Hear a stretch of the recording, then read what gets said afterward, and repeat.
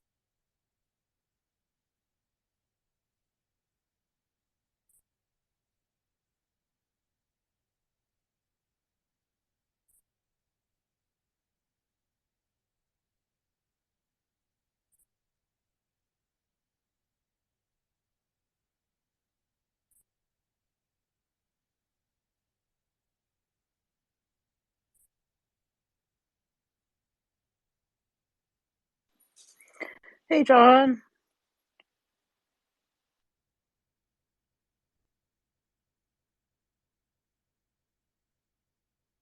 Yeah, I was just tweeting about the space. So just announcing to my Cool, followers that we're cool. talking. So yeah. I know Kevin is most of the way through, but I'm not sure. He also had finals and stuff, so Yeah, okay. I just finished it I haven't. 10 minutes ago. Oh, It's a great your takes. small book. It is small in size Yeah. and high in content value, and it's great. I don't know if anyone else in the room has read it, but if you have, feel free to come up, of course. I know you were able to when you went to the room, so maybe you don't want to, but yeah, anyway, that'd be cool.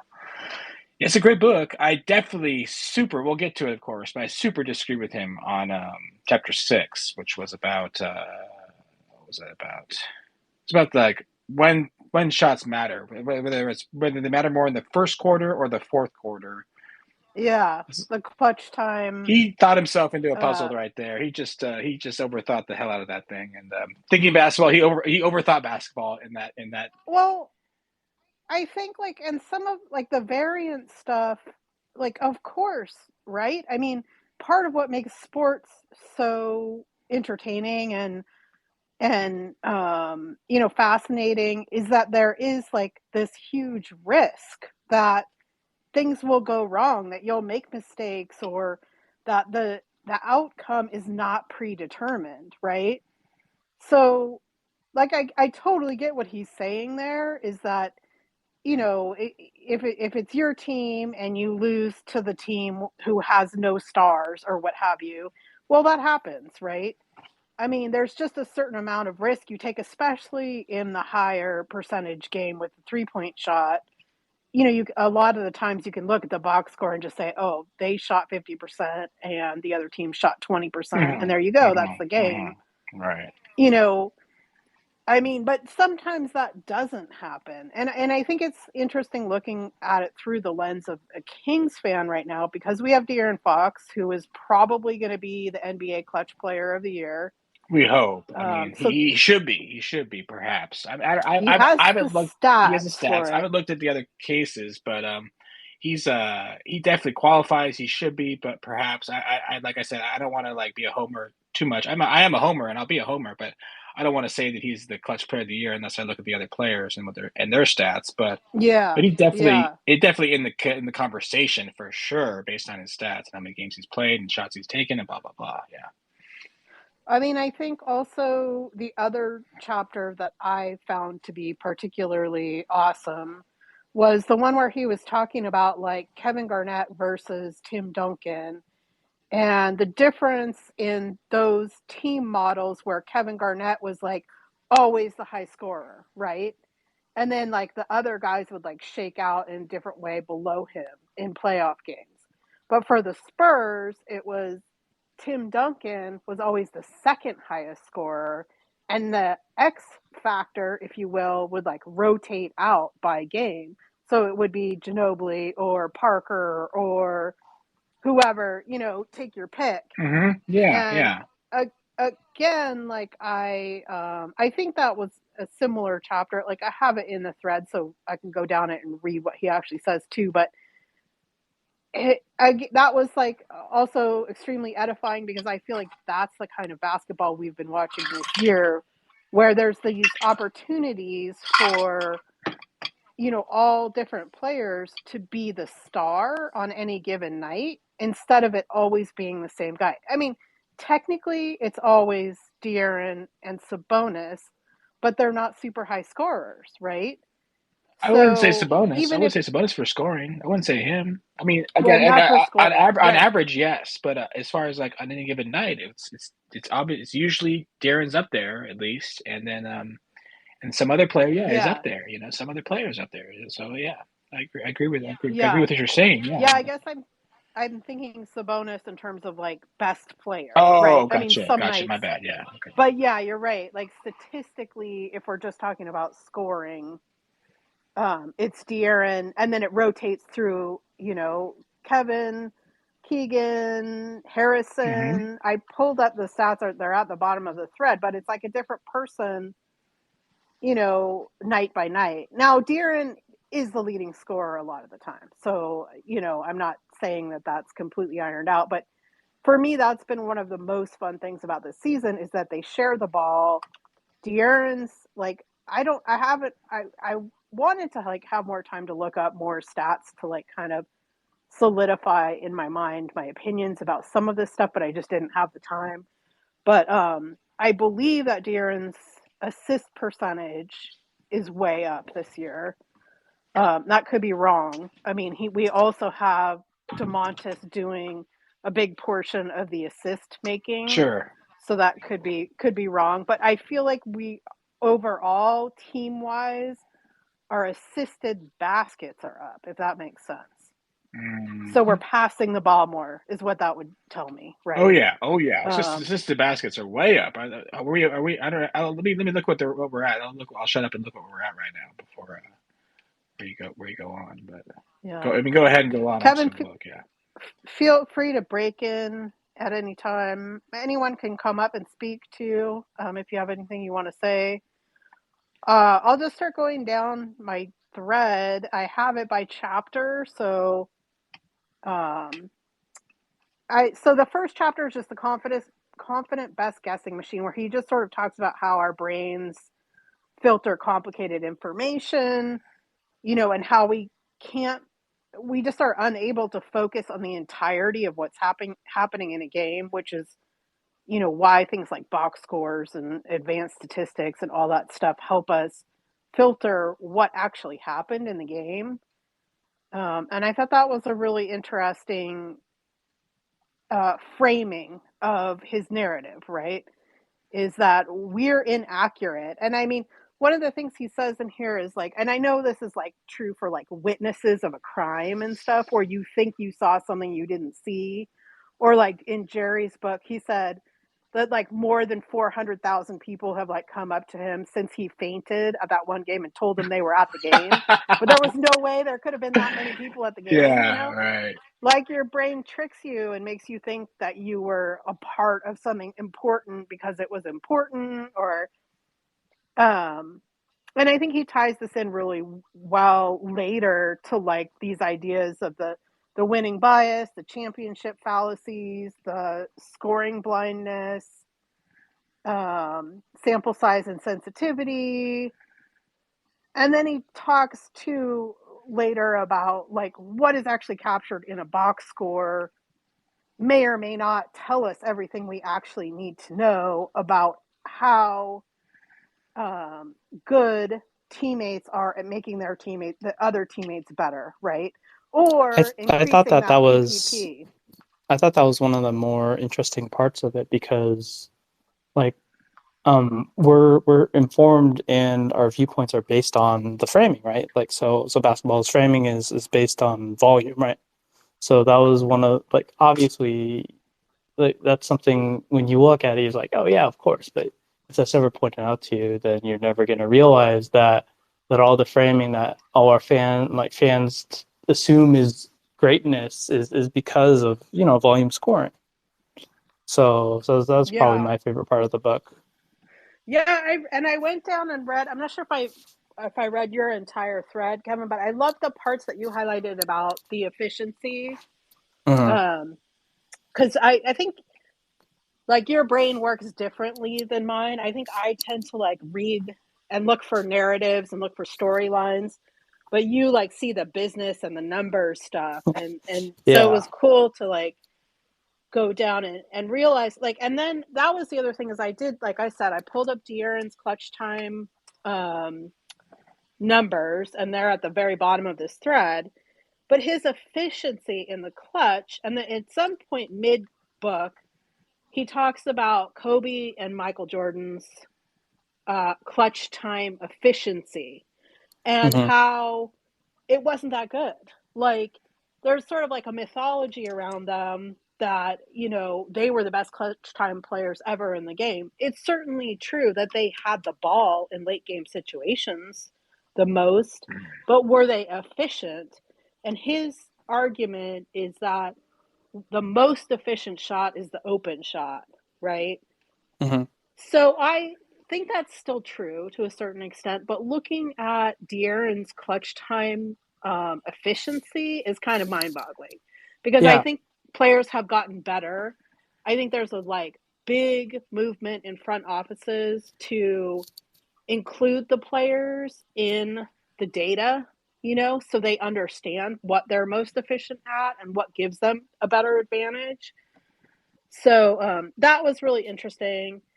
And I'm not sure if In I, in your thread, you pulled up the most clutch players. So it's like De'Aaron Fox, DeMar DeRozan, Jalen Brunson. These are all guys who score in the mid range, right? yeah, The yeah, Because the most, like you said, the most efficient shot is the one that's open. And in clutch moments, there's a huge emphasis on, protecting the three, protecting the paint. So the mid range ends up, while usually being the most inefficient shot in a clutch moment, it can be and often is the most efficient shot, and that's why having a De'Aaron Fox is so important in the playoffs because the tension's heightened up. They play real defense, yeah, so that'll be huge when we get to the playoffs. yeah. I think you could argue that Kobe and MJ were both mid-range specialists Yeah, as yeah. well. Oh yeah. I mean, obviously they created a lot of rim pressure um, as well, but they weren't like hitting three-pointers, you know, nonstop or anything like that. I don't know what those numbers look like, but I bet De'Aaron's three-point uh, attempts and percentage is better than theirs. Hmm. Just because of like the era of basketball. Mhm. Um, but anyways, well, let me start going down the thread and just, you know, break in, interrupt anytime. So yeah, just like about how our brain is teases us. He talks about the points per game.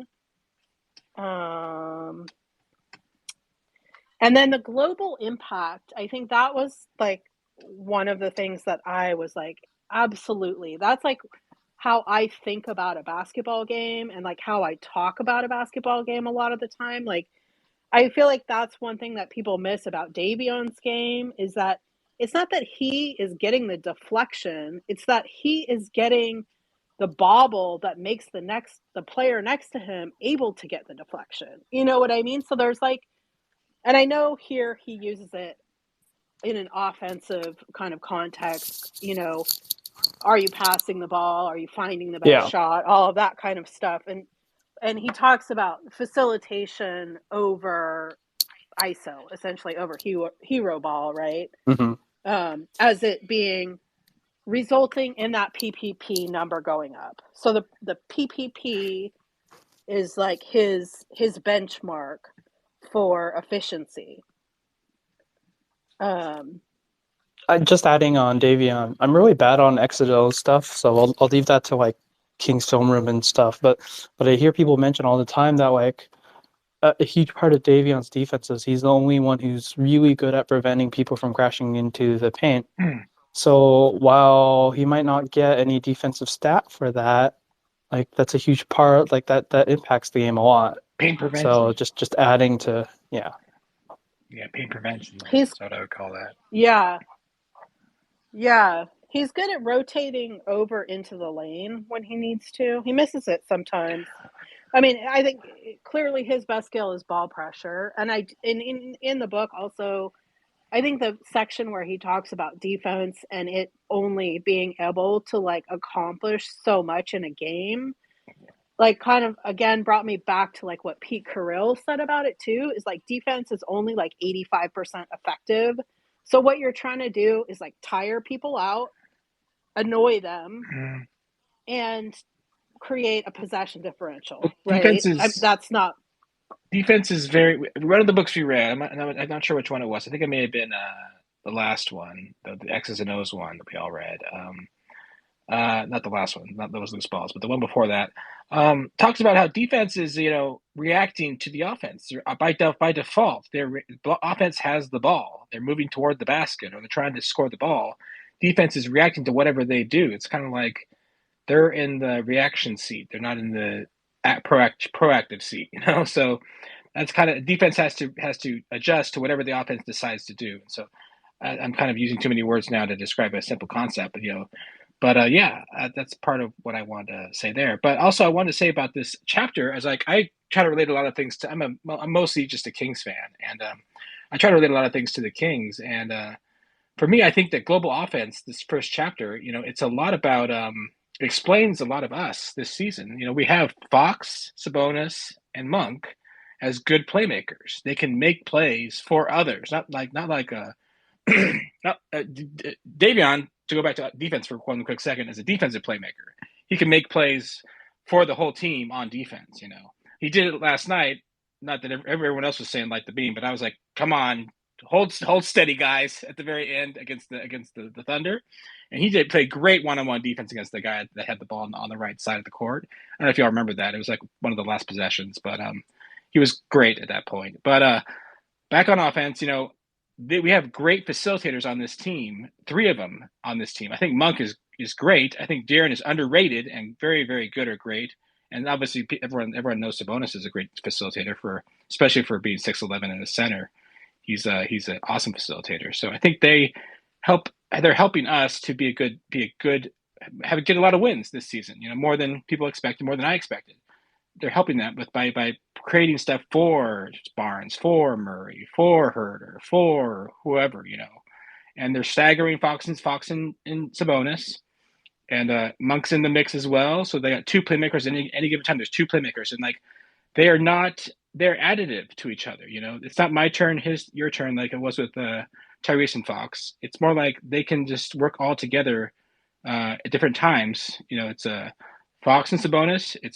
Then it's Sabonis and Monk. Then it's Monk and Fox, and it's they all work seamlessly together, and it's on offense. So yeah, that's it.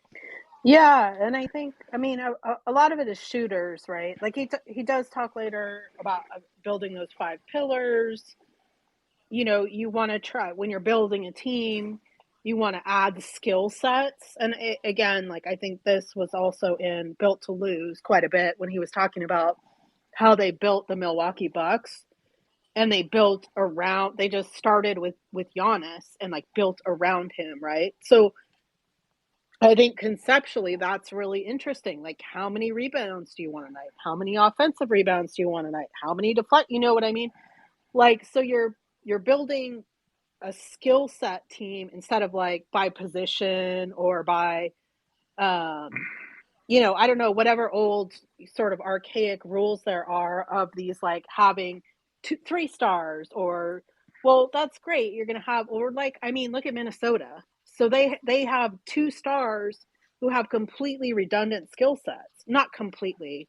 Theoretically, Rudy Gobert should be better, right? He should be a lot better rim protector and stuff like that. And I don't think he's been horrible. I feel like the system there is kind Well, of. the problem with Rudy is whenever he's in, the offense craters, but whenever he's off, the offense is amazing. So he does Mm, have real defensive impact, but then they haven't been able to run an offense around him, which is bad coaching. Okay. yeah, I know that I've been in a space or two with Minnesota fans, and that's been their take as well, is that it's a coaching issue. I can't say I watched them enough to know one way or another. They obviously need shooting. Um, But I mean, again, I do think that part of the problem is that they have redundant skill sets, or at least they're asking guys to do redundant things, you know? Um, so I wanted to. I'm not prepared to talk about this, but I'm looking at actually in chapter two right now, sidebar global defense, but we're on global offense, right? We're on chapter one, but like global defense for me, that's more it's guys on a string. He talks about that somewhere, doesn't he? Guys on a string, and doing the various things you got to do to be on a string, and basically like thinking about X's and O's about how a pick and roll defense works. You got let me try and do this off the cuff. It's just gonna suck, but you got the guard is guarding the guard, and then the defender for the guard, and he's got to fight over the screen most likely. He's probably not going to go under unless the guard the ball handler is really bad shooter. Probably going to try to go over and stick with him. The defender for the big could either that sets the screen could go be aggressive, could like be super aggressive and blitz, or do what the Kings have done, which is was what do they call that? They call it show, like where they go against Yeah, the guy. the DHO. Well, I mean, on defense you say DHO. That's on offense, but like Yeah. Sorry, on sorry. No, defense, you're like right. You're right. show, they're trying to like get into the guy's face and then go back to his man to the guy who's rolling.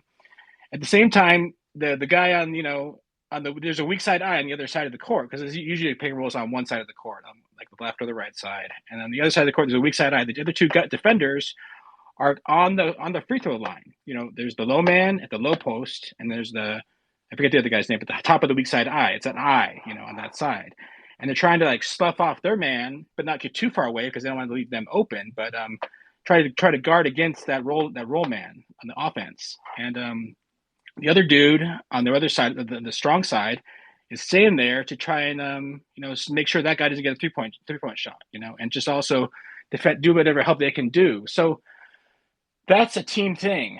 It feels like even more so than offense. But for me, it's like defense is defending the pick and roll at least is a team defensive deal that everyone has to do their part and be aware of what they're doing. So yeah. Anyway, that's all. In chapter yeah, 3, they do a really good job in talking about the limitations of an individual player, especially in on defense. Like you only have so many times where you're actually guarding the best player, and the rules are geared towards offense. Like screens are an advantage for offense, and in general, even good defenders are just less directly involved. They have less usage, right? Like a Luka Doncic always has the ball in his hands, or Trae Young always has the ball in his hands, but if you're like a Davian, you might not always be guarding the guy with the ball in his hands. So or you're rotating, and so the involvement is less. So defense inherently has to be a team involvement thing. And then it mentions that even the best defenders are usually rim protectors. Yeah, true, you know, true. I'm so curious. Like, okay, so I felt compelled to write at the bottom of this thread that this book is from 2016. So that is what I even counted how many years because I couldn't do the math in my head. So it's 6 years old. So, I mean, obviously they were using switch defense at that time as well, but I wonder if it's become more prevalent post Golden State Mm-hmm. golden age of basketball. You know what I mean? Mm-hmm. Because and I also wonder, like, Golden State with KD essentially played like two different styles of basketball. When he was on the court, they would play like pick and roll with him on the court. I didn't watch them a ton, but and then when he was off, they would like spray to Steph and do like the whole read and react thing. So I mean, I don't think they're that different. I don't think it's like, but I guess what I'm trying to say is I wonder if defense has changed. I mean, defense is always trying to catch offense, right? And that's the other thing. It's 2016. So that was the year that Steph made 432 threes or whatever it was. So that was the year that Steph and Harden were the two best three-point shooters in the league. That's the year when Maury Ball like started ramping up. That's the year when everybody realized they had to have 3-point shooters and spray. And that's probably the year that people started figuring out that they had to leave something open on defense as well, right? You have to leave, unless you're going to play man-on-man defense the entire game, not blitz anyone, not miss a step here and there when you're switching, not play drop, not do any of those other things, you're going to end up giving up certain shots. So I guess, like, and he doesn't talk about this. Like, I guess I'm just saying, I feel like, first of all, box score for defense is not always accurate, right? It's kind of limited Very limited. Yeah. in what it tells you. Of course, there's like other, like cleaning the glass and all that stuff that tracks like verticalities and deflections and other, actions that they deem to be important in a game. To me, what's really important is like to actually pull out from that minutia and just say how many possession, what was the possession differential? Like, that's the number that actually matters. Did you turn them over, or did you capitalize off their turnovers, right? Because ultimately the only thing that matters is that you have more points than they do at the end of the game. So that was a really long-winded way of saying I really appreciated what he was saying about defense. But I also think that it's maybe progressed as far as like how it's played, Okay. and how it's tracked, in a way that he didn't capture as well. I mean, but the box scores are still the same box scores from what, the Totally. ABA or something. So like, I think a lot of this is pretty timeless. None of what I haven't finished the book, but none of what I've read seems like it's aged particularly. No, you're right. I don't think it's outdated at all. I do think that there's been evolution since it's been written, though, if that Yeah. makes sense. And what's amazing actually is, like, again, like, I mean, not to keep going back to books that we read before, but even like reading Pete Carrill's book, which was written in the 1990s, his coaching philosophy is like super freaking relevant in my mind to what is happening now. Like, he talks in there about how to break a zone. Like, specifically about, stuff like that. So these things build on each other, and I think coaches talk to coaches, coaches read coaches, coaches work with other coaches, and these things all evolve, whether it's because of rule changes, or play changes.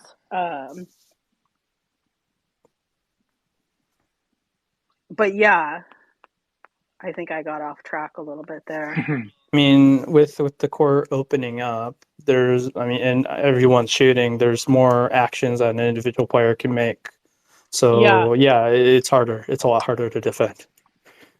Well, and when I was reading about the defense stuff, I wrote down in my book, because I have a physical book, which, my God, like, never ever again. It was such a pain in the butt. But I wrote like everything that I've heard Mike Brown say in press conferences, right?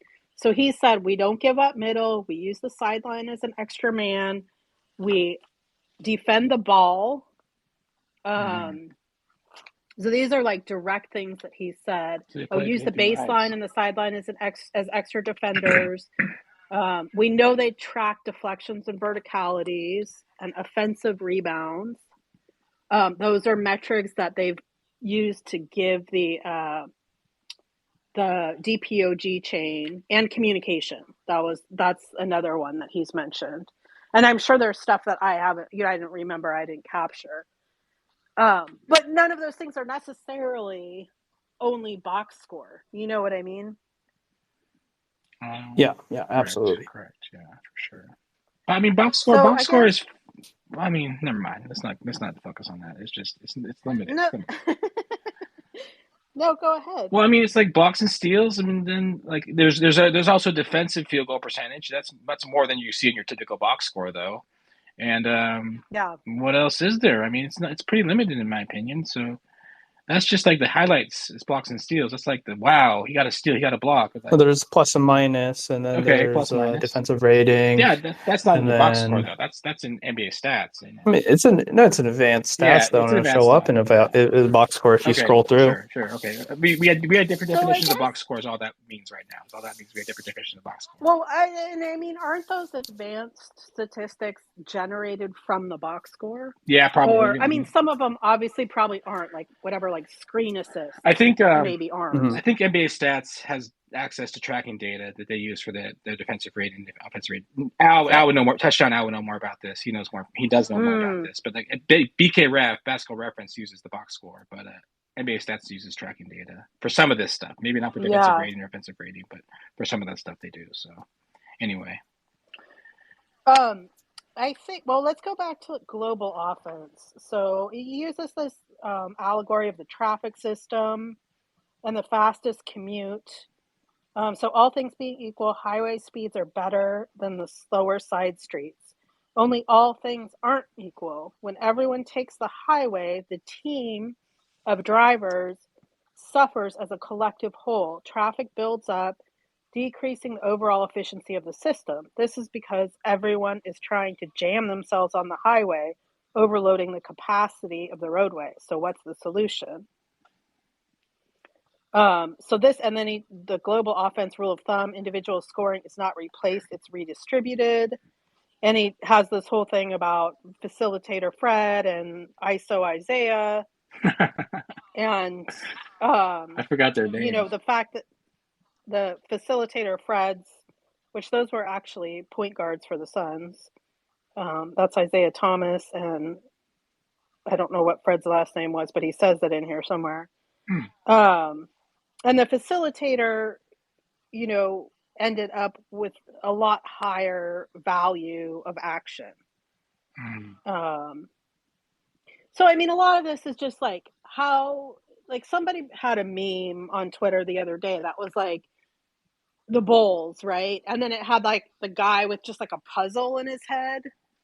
They're just like puzzle pieces, and somebody's like holding up, the piece that doesn't fit is like Patrick Beverly. You know what I mean? Like that's what came to my mind here is like the allegory of a puzzle. Like your pieces Yeah, have to fit fit. together. They can't go on top of each other, right? And anyway, so I thought he did a really good job. I mean, the highway thing, I really understood that. I could jibe with that. And then he was talking about how, great players like Wilt um, found times that they were able to be facilitators or to create actions that advantaged other players and resulted in higher efficiency for the team. I thought with this I would say like it relates to stuff later on in the book now that I've read the book and reading this over again, you're reading your screenshots, your pictures. It's really relates to stuff later in the book. It's about fit, as you just said. It's about he doesn't ever I don't think he ever uses that word, maybe because it's like a dirty word for people in basketball analysis, but like it's about how does this team fit together so that they can win games instead of like how does Will Chamberlain score 50 points a game playing 40.5 Yeah. minutes a game, That's cool. That's like entertains the fans and he's smashing. He's obviously a great player. I'm not saying he's not a great player, but he did better when he was able to work with his teammates to help them score and help the team win. The teams do better, instead of just him smashing people, which is what he was doing, and that's good. But it's about maximizing the strengths of the team and trying to win ball games. It's kind of like Yeah. what I took from this Yeah, part. Yeah. So for sure. And I mean, I think so the next chapter is the scoring blindness chapter. So that sort of feeds into it, right? Where you're back with these like the ISO guy, um, or every bad team has a lead scorer, right? I mean, like I sometimes like when we're playing when we were playing Portland the other night and like they had none of their stars on the floor, people are getting like so mad that Nasir Little has 40 points. But it's like somebody is going to score for them. Like, we're not going to stop every basket that they try to make. why not him? Like, there's nobody else out there. Like, and I get it. People are like, why aren't they shutting him down? But I mean, that kind of feeds into the defense thing too. Is like, you don't shut anyone down 100% ever. That just doesn't happen. I mean, unless in the case of something like Davion shutting down James Booknight, where he just like demoralized him on like the first possession, and that was it. There was nothing else left. Like, but I mean, that's so rare.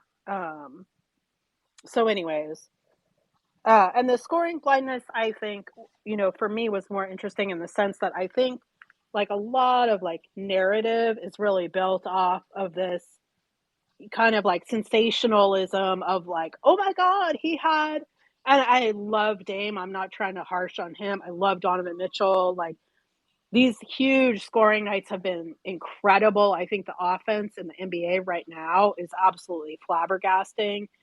But it's like, is it adding to a better team? Is it adding to wins? I mean, in both those cases, they won the game, so maybe that's a bad example. But are there other avenues they could take to make their team, to elevate their team? I don't know that. I didn't look at efficiency numbers for those games. But again, having said that, I have like watched Wob and stuff like that, who have said that the efficiency numbers this year are above and beyond anything else that they've ever been before. So, I mean, maybe it's just getting better too. So a tendency to focus on individuals scoring while overlooking his other actions that influence the team score. I mean, again, like this is the Davion thing, and I'm not trying to be a Davion homer. I 100% think he's struggling, but people are like, he's horrible, he's terrible, he's not doing anything. Like, he just isn't scoring. Like, and I get that like he has other issues. He had a couple turnovers in the game yesterday, or there's definitely other things happening, but he's making the game easier for his teammates mostly. Is that resulting in a net gain for the team offensively? Not all the time. So, I see that that's where the narrative comes from, and that's why people are frustrated. But he's also a second-year player. It's bench. Benches usually fall off from starting lineups. And then the global defense I just pulled and put here. Let me look. I think Team Mom just commented. As a Portland fan, that was hard to enjoy because it was like someone else has to score. On the other hand, he couldn't miss, so I got over it. Yeah, so I think she's talking about about Dame's 71-point game. Like, it's so freaking amazing to watch that happen as an event in the NBA. I mean, it's happened so infrequently, and to be here in this moment and see those things, like, that's how I felt about the game, the Clippers game too. I was just like sitting here at the end, and I was like, I really just watched that game. It was 175 to 176.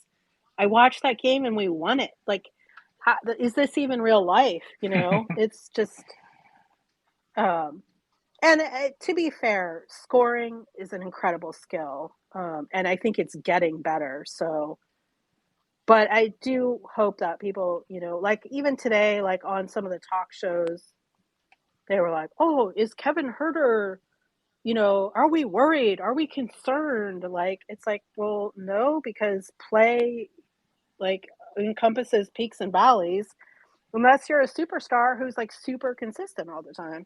That's why The you're a superstar. superstar. Yep, that's why you're one of the superstars.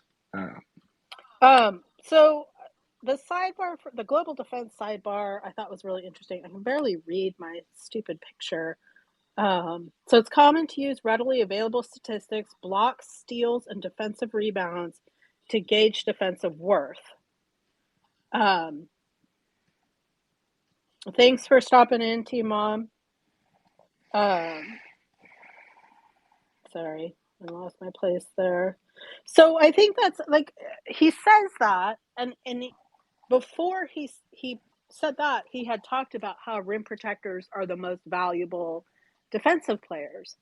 But it's like, it's not contradicting itself, but if rim protectors are the only ones we keep really good stats on, like, what does that say? You know what I mean? Like, maybe the other defenders I are don't just know. as, or not just as good, perhaps, but really good, really important, rather, not good, but really important. It's just that we have so many stats on whether a shot goes in that's shot at the rim, you know? Yeah. Well, and also I wonder, I think I'm having like an emotionally biased reaction to it because at the beginning of the year, everybody's like, we need a rim protector. You know, we're going to fail without a rim protector. And it's like, well, have we failed? Like, are we failing yet? And then like even today, people were like, oh, Nerlens Noel.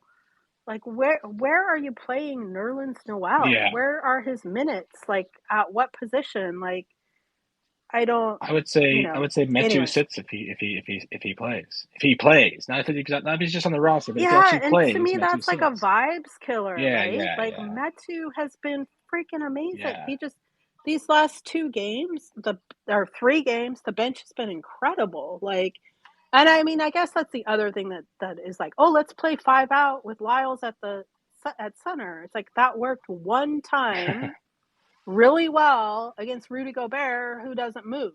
So, you know, I don't know. Anyways, not that I know anything at all. I'm just trying to learn. So then, yeah, he talks about the global defense. Global defense is exerted in a number of ways, primarily by preventing power plays.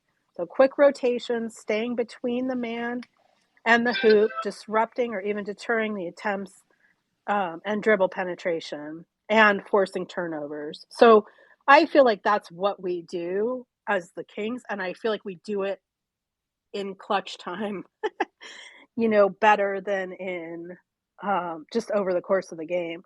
The one thing I would say too, again, about ball pressure, about defense, that I think is really important, and that Pete Carrill had talked about in his book, and that he talks about later in this book about fatigue, but putting constant pressure on, especially the ball handler, on the other teams. Okay, technically, that would probably mean the other team's highest usage players. So the players on the other team who are tasked with the majority of finishing possessions, if you can tire them out by the end of the game by playing them hard, by you know, putting a lot of pressure on them defensively, I think that can pay dividends in clutch time. That's theoretical, though, and it's not really backed by any data. So, let me see here. So then, limitations of power. How much can someone improve a team? And this is just like about how every team has a high scorer. Oops, I always lose my place. And then how players can affect the game in other ways. So, and then it has this one like list here that's like, when when is your star not affecting the game? So it's in possessions in which he doesn't shoot. So as we've seen, even the scoring pass that always run through a particular player can end up with different teammates taking the attempt. Possessions in which he isn't involved, and then when he rests, so when the bench comes in. Outside, and then I thought this was like insane. Outside of Wilt Chamberlain, who played every minute of the 1962 season, all NBA players rest. Every minute. Absolutely crazy. And then let me see here. I wish my pictures were better. So players won't be directly involved in a majority of scoring attempts. So they should be doing other stuff. They should be cutting, they should be screening, they should be, relocating.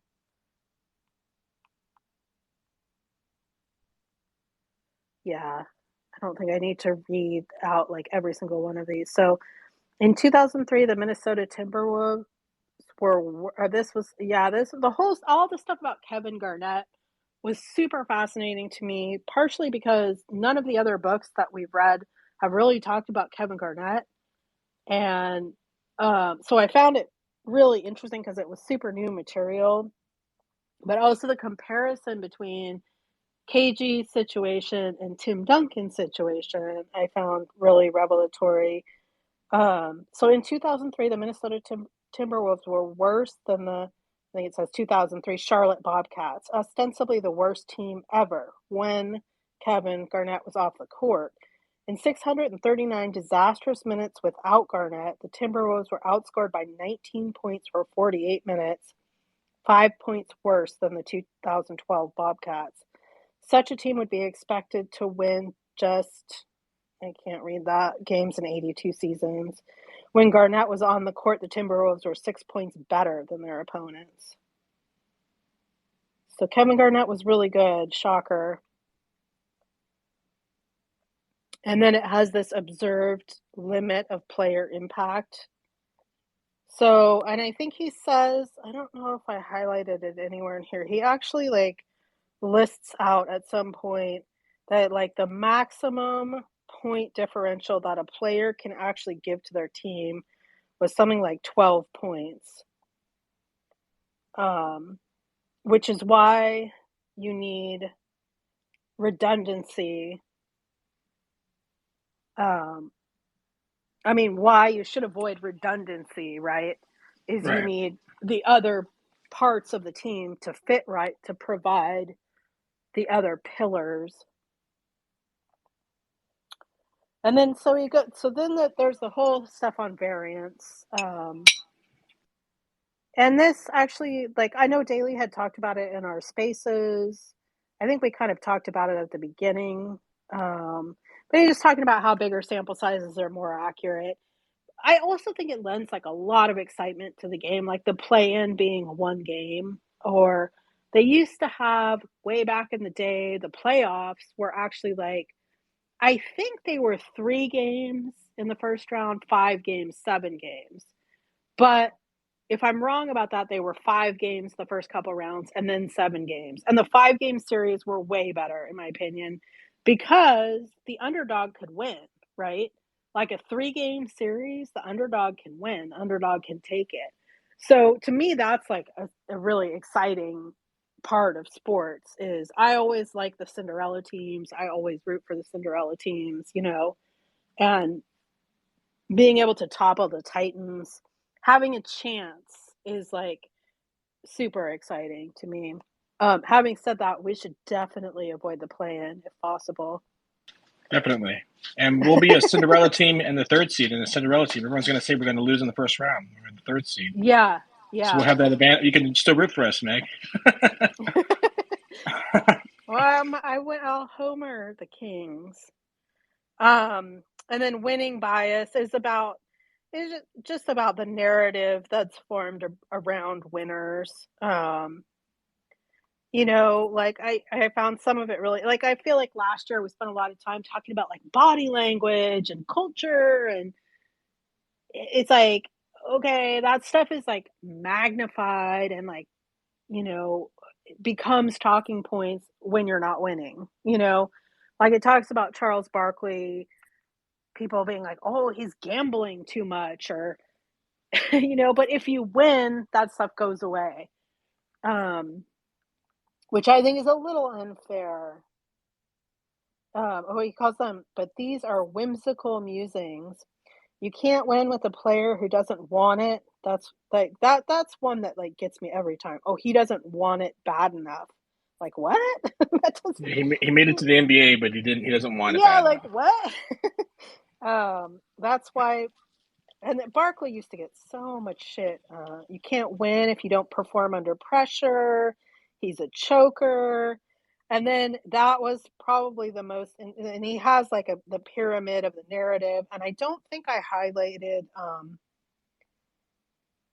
he actually like goes into some of the numbers of like people who are thought of as chokers, like Karl Malone, and Um, I can't remember who the other one was, but they they performed the same in the playoffs as they did in the regular season. It's just that they didn't win.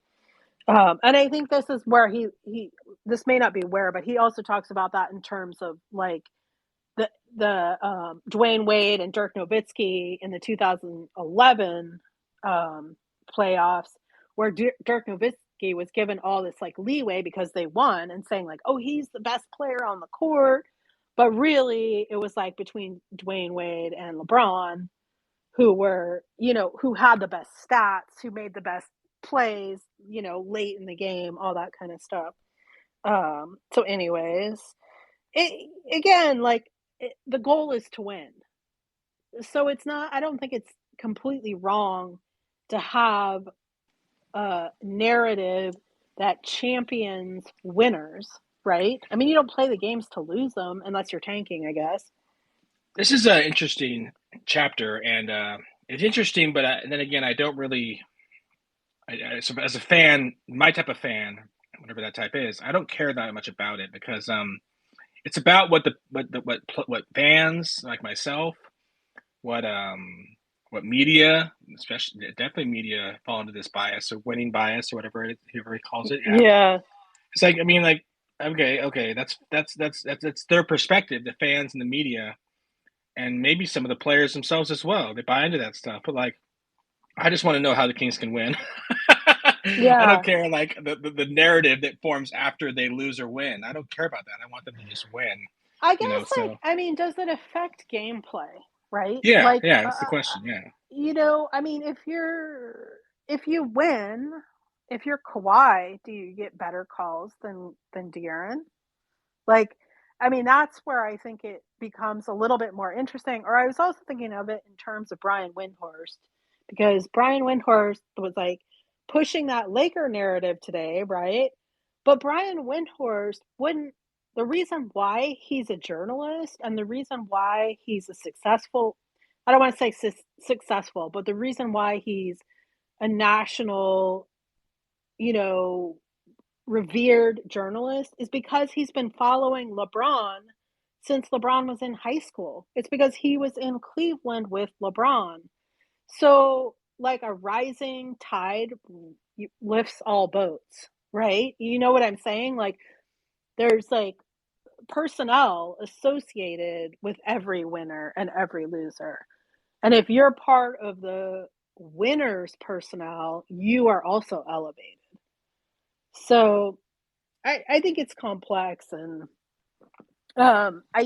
some of the conversations too around like even um Woj are about how he is a CAA rep. Basically, he reports on everything that happens in CAA because that's his agent, right? So it's complicated. I guess as long like I also don't care about it, except for it pisses me off sometimes. Um, I think, like, for instance, the Lakers get the benefit of the doubt because they were winners for so long, but they're not now. So, like, get over it, which is like, or like I said in the space last night, like, just, I mean, at some point, the narrative has to change if a team is good. And I think we're seeing in real time that it takes a while. Um, so yeah, so the sample size stuff is interesting. Oh no, sorry, that was winning bias. So then there's the clutch time stuff. Here we go. So yeah, so this was the stuff that I was like, oh, okay. So I mean, he makes the case with numbers that being a good clutch times. Okay, well, first of all, that great players tend to um, become more selfish in clutch time and tend to like ISO more and play hero ball, even though it's not necessarily more efficient, right? So, um,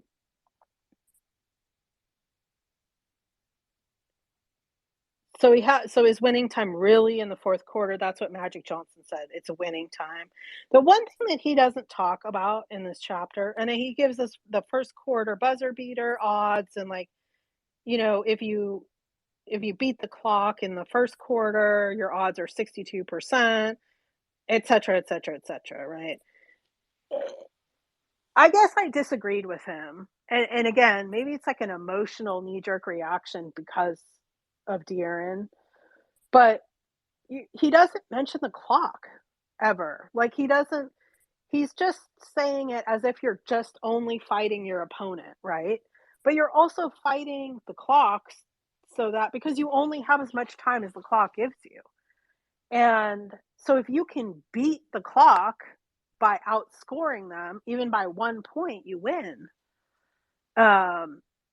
So I don't dispute his numbers, and I think it's extremely important. Like, I think I've said numerous times in the space, like, the Kings need to have a plan B and a plan C for fourth quarter. It can't always be like De'Aaron's going to go Super Scion. That's just not effective. It doesn't always work. And I did like look up his numbers, and I mean, they're phenomenal. But you look at the win loss, and we're 11-9 when he has clutch time minutes. I should have put the definition of clutch time, but it's like 5 minutes or less in a game that's, I think, like 10 points or less differential, Well, let's something just like talk. that. I just finished eating, so if we could Oh, just no talk worries. about about the fourth quarter versus the first quarter. Like the first quarter points matter just as much as fourth quarter end of the game, end of a close game points is what he says. Essentially, right? Am I wrong about him saying that? He says that. Yeah, I'm like, no, how he could you be more absolutely does. wrong? I mean, Yeah. I agree. He's obviously a very intelligent individual. Wrote a good book. A lot of good points. A lot of biases he pointed out. I'm also wondering though, are these biases that he puts in the little boxes? Are they real biases, or are they like things he's naming as a bias? Are these biases in some kind of mathematical logical textbook or something like that, or is logic textbook, or is it just like his deal? He's calling them a bias. But anyway, what's he call this bias? Late game bias. I mean, you cannot win the game in the first quarter. Period. You cannot win the game in the first quarter. You can win or lose the game in the fourth quarter or each overtime period. You can win or lose the game at that time. If it's close, I mean, if it's not close, if you blow them out in the first quarter, so to speak, in quotes, blow them out in the first quarter, and they never recover, but the Kings will recover. The Kings are fighters and they'll fight back, but they'll try to fight back at least. Yeah. But if you blow them out in the first quarter, okay, then you won the game in the first quarter.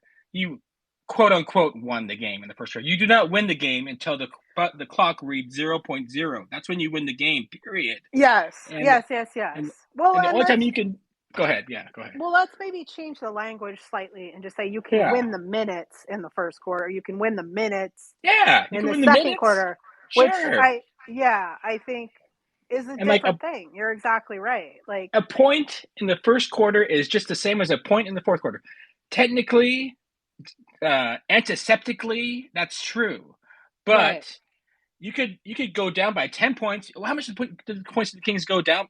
Rasir left. I don't know if I scared him off or whatever, but I'm sorry, but yeah. So you go down by 10 points. Whatever the Kings went down by the Trailblazers, second squad, second bench unit. The Kings went down by like 15 points or 20 points, whatever it was in the first quarter. All right. Yeah. They did not lose the game because they came back and they blew out the Blazers, the second Right. unit Blazers, with the Blazers with no starters. They did not lose the game in the first quarter, and what mattered more was the game. This has kind of been, I guess, I'm getting heated on this because this has been my point, like all season with the Kings, is that they're better later in the game, and that's what matters most is to be better later in the game when you can win and lose, win or Yeah. lose. You cannot win or lose in the first quarter, second quarter, third quarter. You can win or lose in the fourth quarter, and in each overtime period. So I Well, mean, it's just so look at De'Aaron's numbers, right? So, yeah, okay. So they're saying that he has had 20. So we have what, 34 wins, 33 wins? I don't remember. And they're right. saying he had 20 games of clutch time. So that means the other 15-ish games were already won by the fourth quarter, right? Mm-hmm. But they weren't close in the fourth quarter. They weren't close Yeah, enough to be yeah. clutch time. Yeah, So, and exactly. our winning percentage is 583. Okay. Mm-hmm. So, if you're looking at the games that De'Aaron won with his clutch time performances, and you're saying it's 11-9, then he is technically lower than our overall winning percentage, right? Mm-hmm. But like, I guess like my other thing, and like I said, I don't really have time to like go on a major stat dig, but I'm curious if any of these stats have changed. Because I feel like, for one thing, like I said earlier too, like variance, I would think has gone up because of the 3-point shot and the prevalence of the 3-point shot, and it's a less, uh, high percentage shot than normal mid range or dunks. So you're functioning with a majorative shot that is like usually around 30 to 40%. And everything else should be more like a 60%, but it's worth one more point, right? So I don't know. Mm-hmm. I'm saying I didn't have a chance to go look at any of those kind of numbers, but I also wonder if these numbers that he gives in the little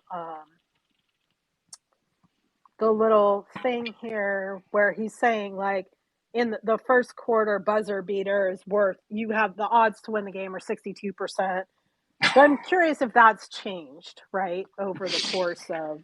That's thinking too hard, in my opinion. That's like using too much. He tied himself into a knot with that math there, like trying to like think that because you're ahead more, your odds of winning the game are better because you're ahead more at this earlier stage. And like, no, man, like teams and players can fight back. They will, like the Yeah, Kings, like the Thunder, two good examples of teams that will claw their way back into the game. And also pretty much any good team, like the Celtics. I don't know what they're like, but they can do it. 76ers, the Nuggets, they can claw their way back in as long as they don't have a ton of injuries. They can claw their way back in.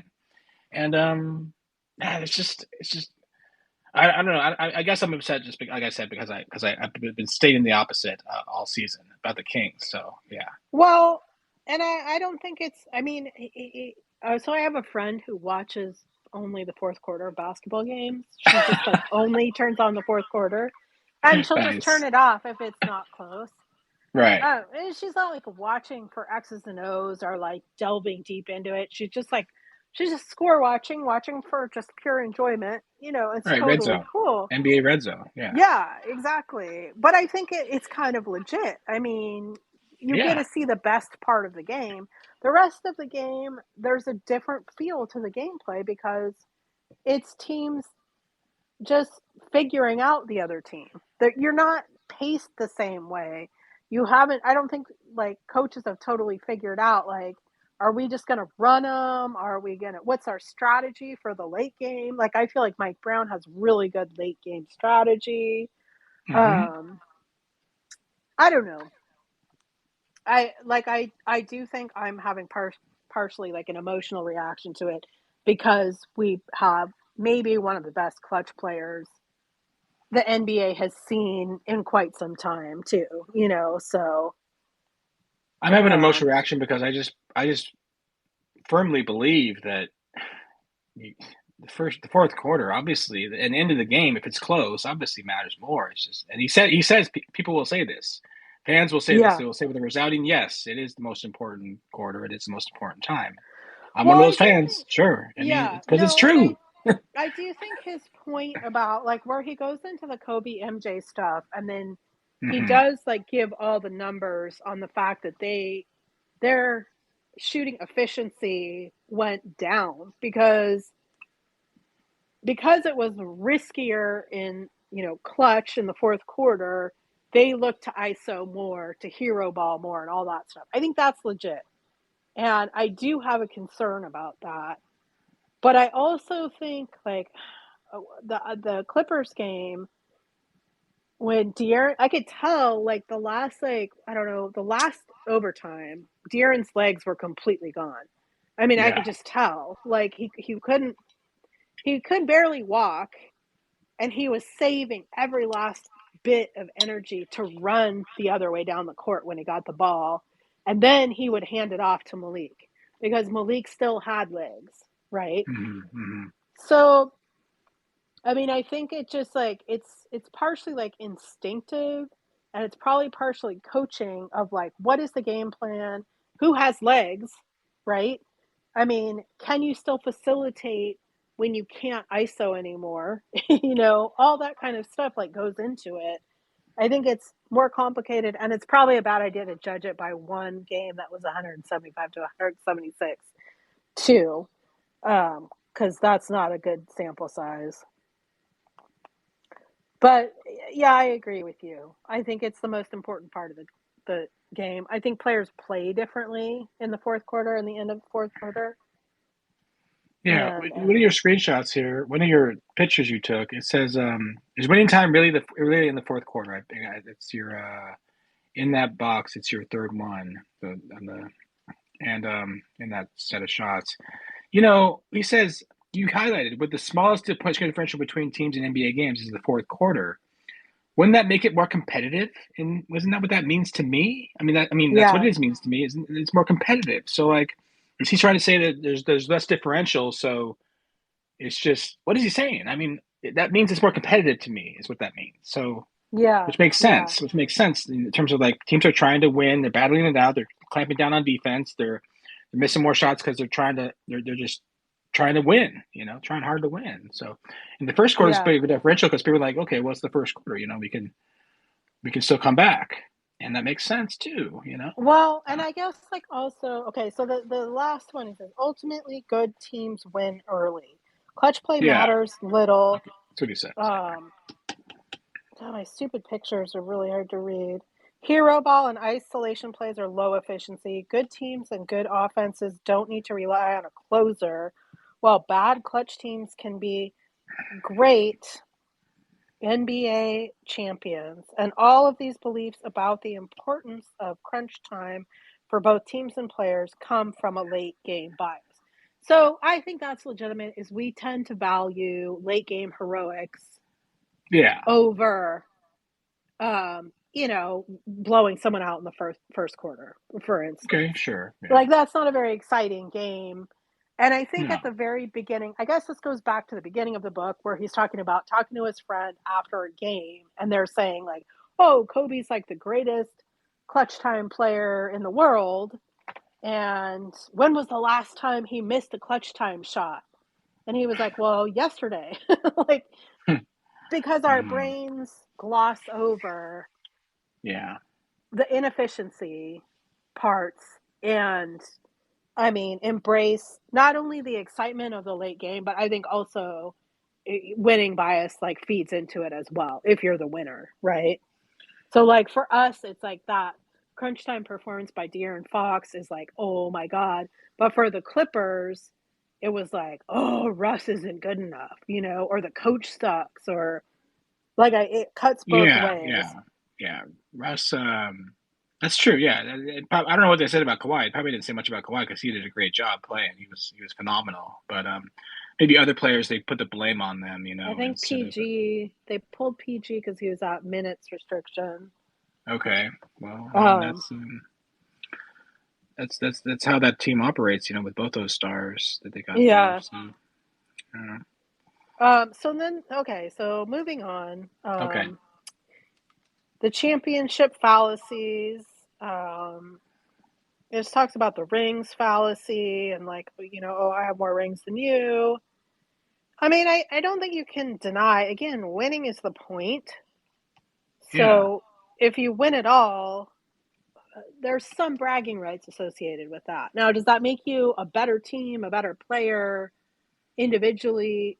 It makes you a better team, whatever year that was, right? That is the goal. Like, I got a good thing to bring up, and like he could have brought this up if he wanted to, especially in 2016, I guess. Well, not even in 2016, it wouldn't matter. But like, so as a player, Steve Kerr, I believe, won 5 rings, right? He won at least 4. He won one with the Spurs and 3 with the Bulls, and he yeah, won 2 with the Spurs or one with some other team. He won a lot of rings, but he was not. He was never started. He never started regularly on any of those teams. I do believe. I don't believe he started any of them. So Yeah, it's a good example of someone who's a good player, contributes to winning, no doubt.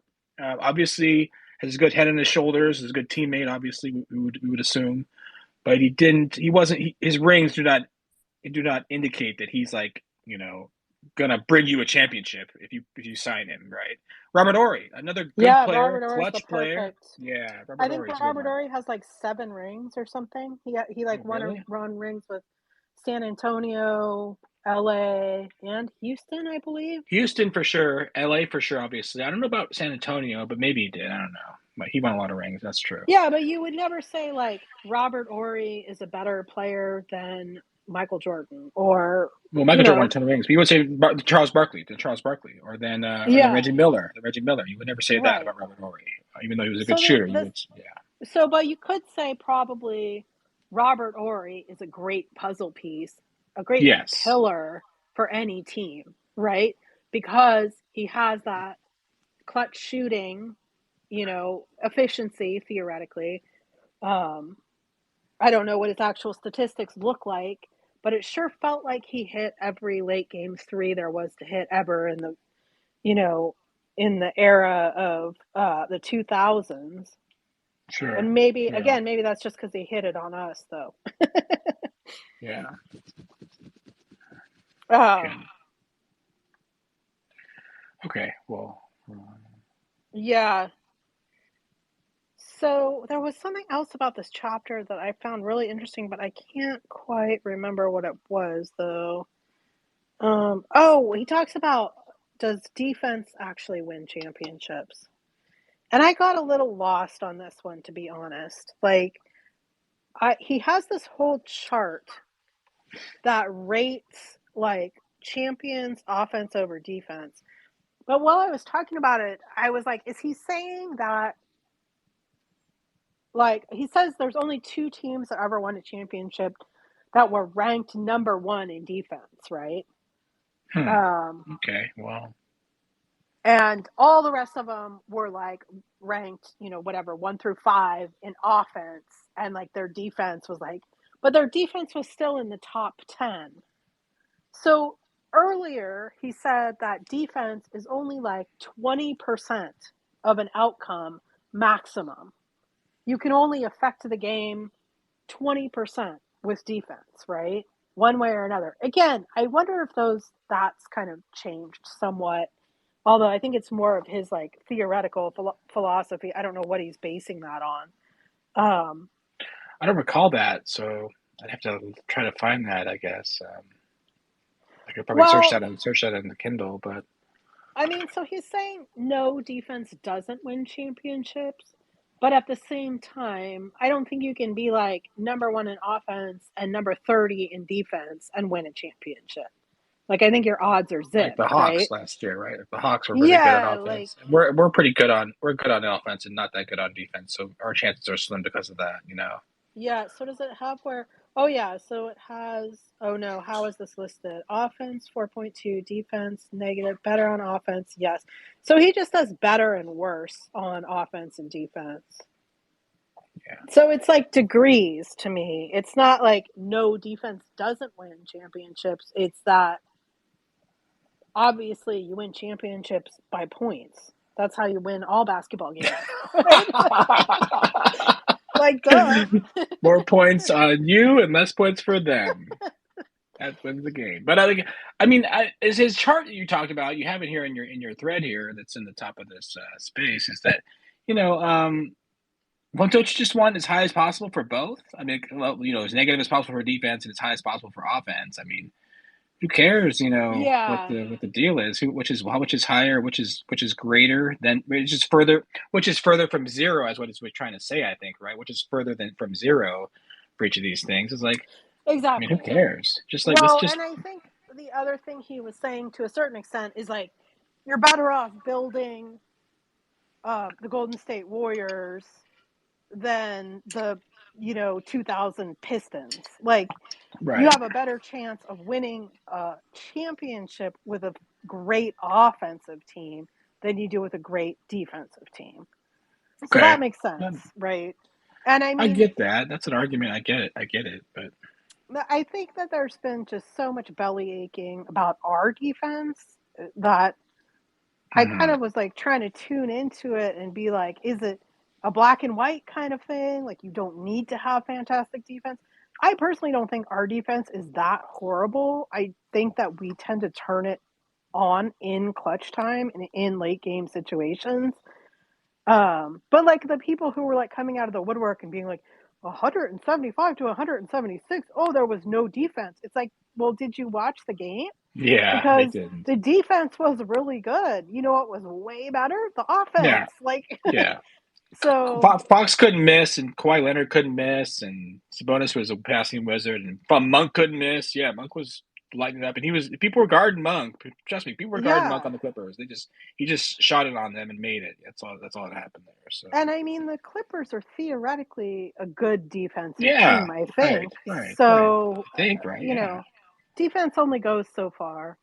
Um, And I just think that, like, I also just want to say, just to put it on the record, like, I think the people who are like, oh, well, the Kings are not going to go far into in the playoffs because they can't defend anyone, uh, are kind of missing the mark. Like, we don't necessarily have to defend everyone. We just have to outscore them, you know. And I think like Kenny Caraway has been on that for a long time. He's like, we don't have to be great defenders. We just have to make more points. Like, um, More points than the other team. Yeah.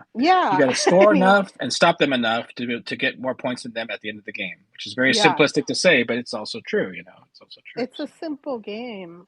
Um, So. and some of this stuff, yeah, I'm like, are we just overthinking? Like, Oh my God, you're not I going to believe this. I'm looking at stats right now. We're the sixth best team at opponents' offensive rebounds. Oh wait, is that what I'm trying? Yeah, that's what I'm trying to look at what? here. Yeah, we're the sixth best. We're 9.6 offensive rebounds on the by the opponent per game. The worst in the league is Pacers at 12.2. Jeez, we're the sixth Wait, best. I don't understand. We're the sixth best at not allowing them to offensively rebound or Yeah, at doesn't getting that offensive rebound. like they do get fewer offensive rebounds? We're the sixth best at allowing the opponent to get offensive rebounds, Oh, which wow. is totally counterintuitive to my eye test because I'm like, Yeah, damn it, it's another offensive rebound by the opponent. I hate those. It's like the worst thing in the game for me is like they get an offensive rebound, the opponent gets an offensive rebound. I hate that. But that's they're amazing. it's crazy unexpected too because I feel like we were so bad at that, but I guess we're compared to others, we're not that bad. Maybe Well, everyone's it's bad at another, it. you like figure like, okay, every rebound is theoretically a chance, whatever percentage chance you have, or like how he breaks it down, the PPP is like a potential 1.10 points, right? So Oh, okay, yeah. I've also thought about that, like if you go through, and I think maybe it was mid-range theory where he talks about like assigning value to every action in terms of points. So you like build out a different statistical model. Like, is a block actually worth 6 points, right? Or is it worth, I mean, but what it really depends on is if you retain the possession. Like, blocks are cool, blocks are fun. You know, did it result in points for your team is really the Right, only thing that matters right. on the scoreboard. And So, Rory points out this, that the only way I'm trying to remember now, the only way to end a possession if you're on defense and get the ball back is if the opponent scores, which is obviously very bad, or they go to the free throw line and they score, or they miss and you rebound the ball, or you rebound the ball off a miss, or you cause a turnover, whether it's slide ball steal or just they turn it over out of bounds. Those are the only ways in the possession. So like one of the best ways in the possession is defensive rebound by yourself, by your team. yeah. And that's a big part of defense. And Sabonis gets a bad rap for being a bad defender. What I think he gets a reputation for being a bad defender, which I think is overplayed. And a great thing he does is he leads the freaking league in defensive rebounds. He did a couple of weeks ago or months ago. I don't know if he still does, Yeah. but he led the league in defensive rebounds, which is obviously a good thing for a defender to do. So I was watching. I didn't watch it all the way through yet, but Worldwide Wob. I used to watch him all the time, but it's mostly about like Lakers and Knicks, so I don't watch it that often. But he had a whole episode that was just Kings. After that was Kings and Clippers after that game, And I got partway through it, but he says a couple of things. He's really so smart about basketball, but he said a couple of things that like I really keyed onto. And one of them was like he was talking about how when a team is making long shots, that results in long rebounds. So I feel like that's a really interesting conundrum, right? Is like if 3-point shooting is accelerating at a high rate, those shots are all long shots. So Mm. rebounders technically Mhm. have to be in a different place on the floor than they used to have to be. So I think we think of, again, like this sort of old model of like a rim protector as like the rebounder, Mhm. Mhm. but technically a rim protector is never really in the right place to get long Sure. rebounds because they're in the lane, they're trying to be around the lane, hopefully not for more than 3 seconds or whatever if they even call that. But anyways, it's simple stuff like that that I think is really interesting. And then I mean, just to state again, I think I said it before, but like if you pull out and just do a bigger picture on defense, if you can essentially turn the ball over, whether that's rebounding, blocks, steals, deflection, whatever it is, and create that possession differential, then you just plug in like what is your shooting percentage overall, right? So that possession Mhm. differential gives you whatever it is, like 60% chance at that many more points per game, right? So that to me is like the bigger stat. I mean, the biggest stat that matters in any of this is just win or loss. Um, and the rest of it's, I think for white people and coaches to nerd out on, Okay. I don't know about that. I wouldn't go. I wouldn't Yeah, I bring should. race totally into it. I Right, mean, I you're know what I right. know what you mean. No, I know what you math mean. is I know for what you mean. I know everybody. what you mean. I know what you mean. But Math is absolutely for everybody. That you're yeah. you're totally right. That was mislaid. Um, but I'm saying like nerds, right? Yeah. Yeah. Yeah. Yeah. Yeah. I guess I buy into that part. Yeah. I definitely buy into that part. Yeah. Okay. Um. Um, so, anyways, okay. So again, moving on. So the winning formula, portability. Every team has a leading scorer, but the leader scores on an inefficient offense is rarely a good offensive player. So I think this is like that, the kind of talking point of like empty stats. Like I feel like this has been sort of the narrative on like Jalen Green this year of like, well, they're meaningless, they're just reps, like it's not building towards anything. And then he talks again a lot about like ISO and hero ball and it not being, how I think what he's talking about mostly is how do you evaluate a, a good performer on a bad team for fit on a good team, right? Which is what Hmm. portability Yeah. is and so it's like does that like our earlier kind of piece like is that piece of the puzzle have like the outcroppings that you need to fit with your other pieces of the puzzle. And I think like the one thing, so I had watched another like again another World Wide Web thing where he interviewed for All Star. He interviewed like one of the minority owners of the team, and then he interviewed Danny Ainge before the All Star, and someone in the audience asked the question. I think like, what are you looking for when you're looking for talent? How do you know that these guys are going to fit on the team? What are you evaluating? And Danny Ainge said, I always look for guys who are going to have to sacrifice part of their game um, instead of who are overachieving. And I think that feeds into this kind of thought process Hmm. here too is like if you have a bunch of guys who can score and can do all of these things and you just you're asking them to fill a role and do a little bit less, you're probably better off than if you're asking guys to do things they can't do, right? Sure. I think I relate this to the Kings and in the off season. We talked about Noel for a quick second there, and I don't want to. I'm okay with like leaving the team B for now, and for this season, let them try to do whatever they can do, and let them get as far as they can get, whether that's the title, which I don't think they'll do, or win a series, which is possible. I feel like it's possible to win the first round.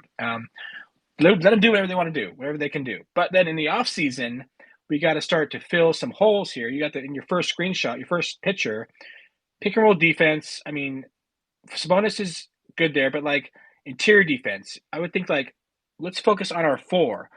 Our four, Yeah, he can maybe miscast as our three, but he's our three essentially. On defense, he's our three. yeah. Barnes is our four, and Barnes is a free agent, and Barnes is not signing an extension, so Barnes might be leaving. So if that's the case, thank you very much, Harrison Barnes. We really do appreciate you as a person and your service to the Kings as a player and so on and so forth. But if you want to go somewhere else, okay, we understand and we'll let you go. And of course, we can't stop you from leaving, obviously. So go ahead and go to your next team and best wishes. And then we find a power forward essentially that can guard the rim. And that's like the Yeah, most obviously one of the best obviously players you're going to find, especially one that can shoot a little bit from three. That's like the the the ideal.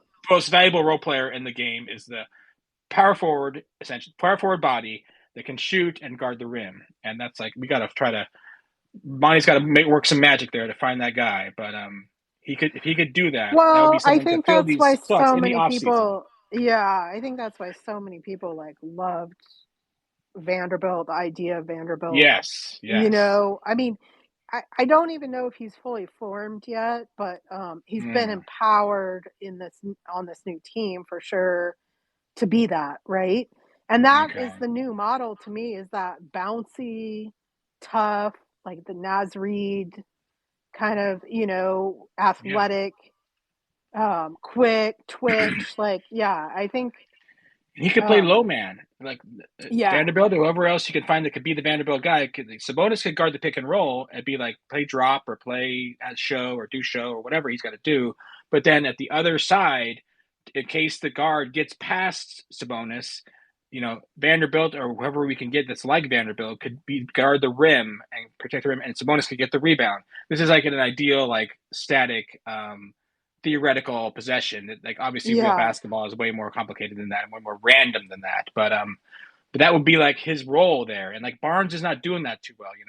Keegan, not yet. He's young and athletic, but he's not low man prototype just yet. He could be yeah, in the future, but so anyway, we could like either get a small forward and then move Keegan to the four and like have Keegan be that guy. But I don't think Keegan. He's done a lot better with rebounding, since Brown called him out on it. But that's like, what else can you do besides shoot?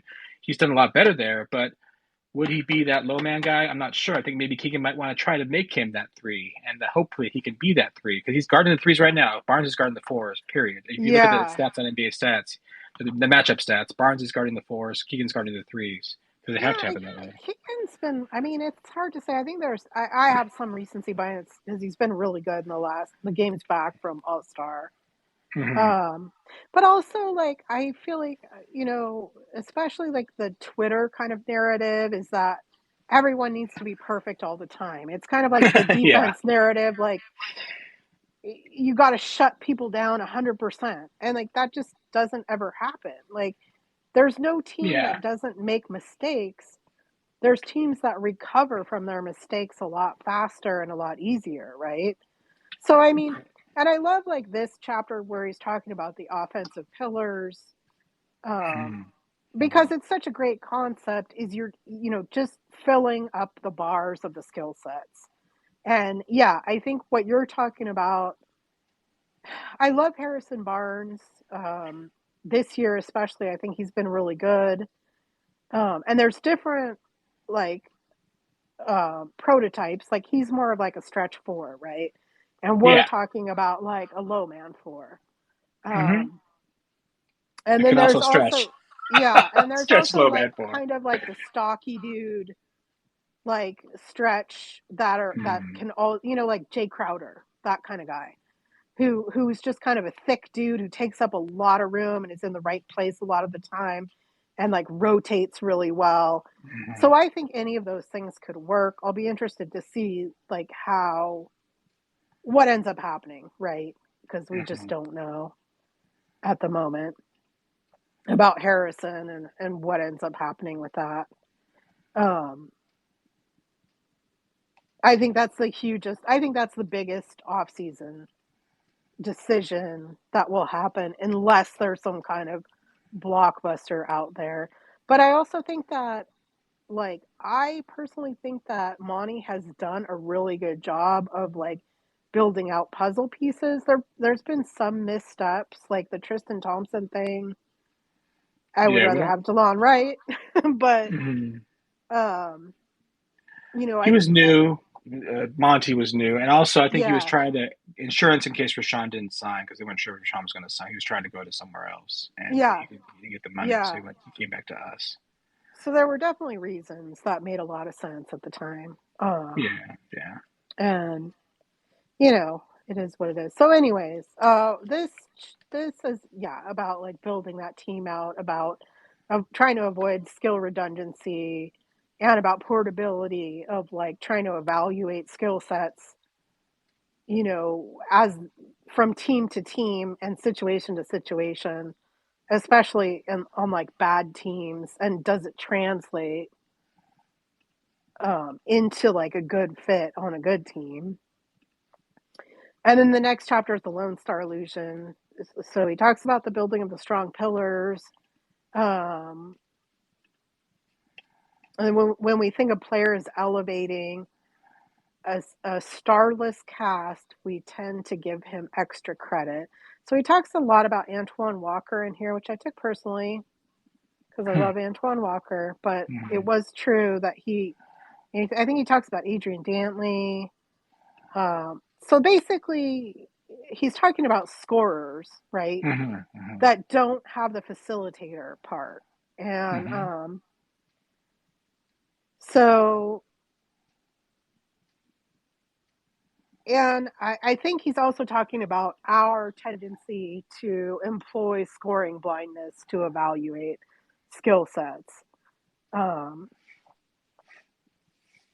but even, you know, without deep statistics, I think teams, even back in the ABA days, knew if their team was getting better by adding a scorer. Like they talked about Marvin Barnes and the fact that he never passed the ball.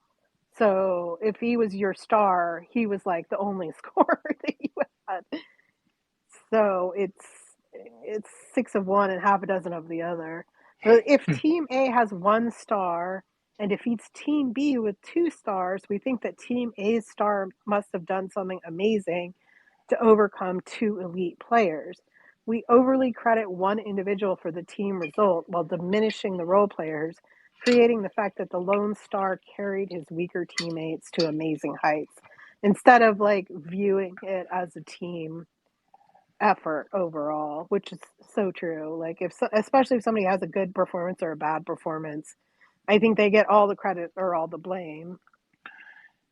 Hey, you know Um, what we could do as a fun exercise after this is over, the space is over, is to kind of do our best like judgment of other teams that we'll face in the playoffs. The Kings will face in the playoffs based on their redundancy. You know how like the first thing that came to mind mm, was the Mavs, and they got two ball dominant stars, and they're both very good players, but you know they kind of duplicate some stuff that you know they and idea and if they were in the ideal world of them like being the main player, they would probably duplicate you know what they do. So they're trying to yeah, make that work, but and they gave up you know a perimeter defender and Dinwiddie and an offensive creator in Dinwiddie and they gave up someone else, Dorian Finney-Smith, in outside shooting, and also, which they still got that back with Irving. But So I just read somewhere today that they think that Maxi Kleba is going to be back in the next okay, like that's important. week or so. Yeah, so that's a pretty big piece I think for them defensively. But again, like I'm not sure how big of a piece he is offensively. I thought he was a So stretch guy. I thought he was a little bit of a yeah, he stretch is. big. I'd have Yeah. to look up his like percentages, but yeah, he is definitely. I think I don't know. We should look it up But you and know what I find mean, out what though. his 3 point is. You know what I mean, though. Just try to like look at the Kings' potential in the race for the West, and Yeah. see who. Just look at just for fun, of course. I'm saying I'm doing it for money, so just for fun, just to I like mean, it's so funny too, because like think about the Raptors, right? And how much yeah, trouble we had with the Raptors. And I uh-huh, would consider their squad to have some redundancy. Like okay, even if only in terms of size, um, and maybe that's redundancy that you can afford to have, right? Is defensive redundancy that's right. lengthy, Like the and Clippers. active. Yeah, Clippers are yeah. similar. They have I like mean, one how do guard, we right? match up so well with the Clippers? It's so weird. I'm not sure how that happened, honestly, but I'm Yeah. also kind of thinking that's weird. But that was a pretty good. As obviously it was a great game, but anyway. So, okay. So the Lone Star Illusion. I think I talked about most everything else, but he talks about this chart. This chart is my favorite chart in the whole book. Hmm. Hmm. So it's the game one, game two, game three chart. And this is where like you can see that Duncan is the second highest scorer in every playoff game. And their top scorer rotates out every single time, right? It's like Hmm. Parker, Ginobili, Jackson. Hmm. Then the Timberwolves compared is Garnett every single time, and Hudson Zerbiak twice. It's like a relatively similar chart every single time. And we know Hmm. the Spurs were a better team, right? So if you can alternate your X factors, I mean, you could argue whatever you want to argue about Ginobili, Parker, Jackson, Rose. I think, Ginobili and Parker are probably Hall of Famers, but they're Hall of Fame role players. You know what I mean? They Yeah. were always complementary pieces. They are not the stars themselves. Duncan was the star, right? I mean, again, that's maybe push like Well, this Ginobili. is 2003 as well, right? I mean, Ginobili Yeah, and Parker were still coming to their own, I do believe, at that time. I'm not sure, but I think they were still kind of emerging as good, really good NBA players at that point. yeah, yeah. So, Um, so he had one. Let's see, simplify placing him. He had one thing where he talks about what is a good team, and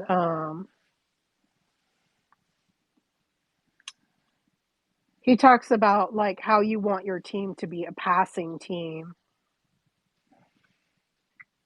and have multiple opportunities for different players to be stars on different nights, right?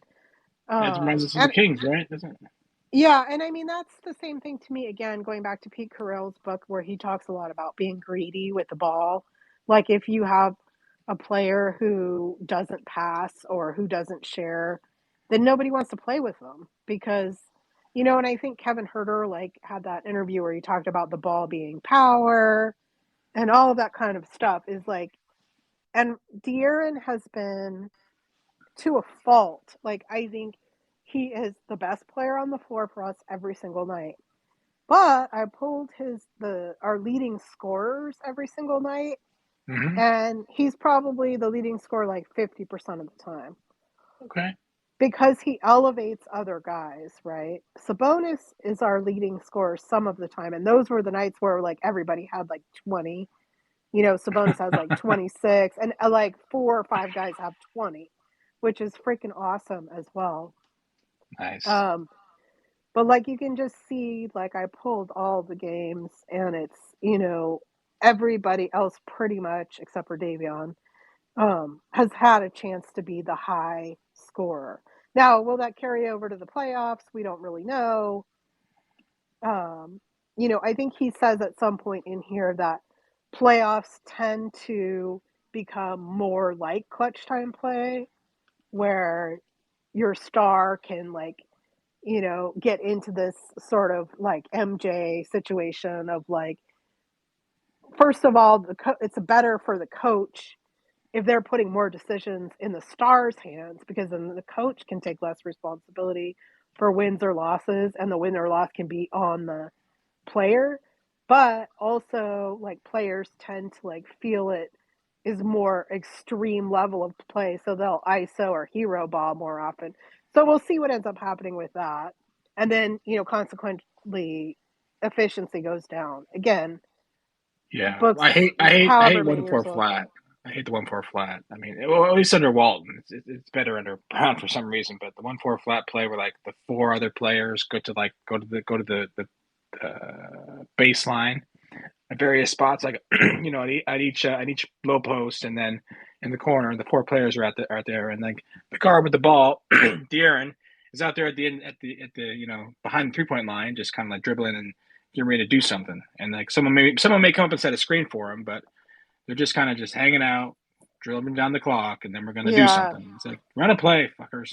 yeah, Sorry. yeah. Like, Well, and I guess like the one thing I would say about the Kings, there's almost always two players involved in every play, even if mm-hmm, that's just Domas setting a screen that deer and snakes around, which they do that a lot in late game. Um, or but they can swap out players, which is really cool. Like there are times when it's Malik snaking, or now I guess like I want to say Domas is probably the only one with like high screen assists. But they must be incredibly high because he's just so fantastic at that. Kevin yeah. also sometimes sets good screens. I haven't noticed other players doing it a lot. Um, and I don't think like my theory is that when Chimezi's out there, the goal is basically run, like just run them ragged until their legs bleed. Like, and I don't have proof of that. I just have felt like they've been really successful at that a couple times, and you're like, holy shit, what's happening? This game is going so fast. Like, I don't know what's going on. And then like he comes out of the game and they slow it back down. Mm-hmm, So again, that's not based on any formula or anything like mm-hmm, that. mm-hmm. Okay, so and then conclusion, the mind scoreboard. Um, so this is how our mental scoreboard works. It latches on to those guiding lighthouses, heuristics, in a sea of noise, lots of data to provide simplicity and structure, a confidence best guess. So that's like how our narratives are formed, which I think some can be good, like and exciting, and some can be a little toxic. Um, and then he has this other cool chart that is Hall of Flamers,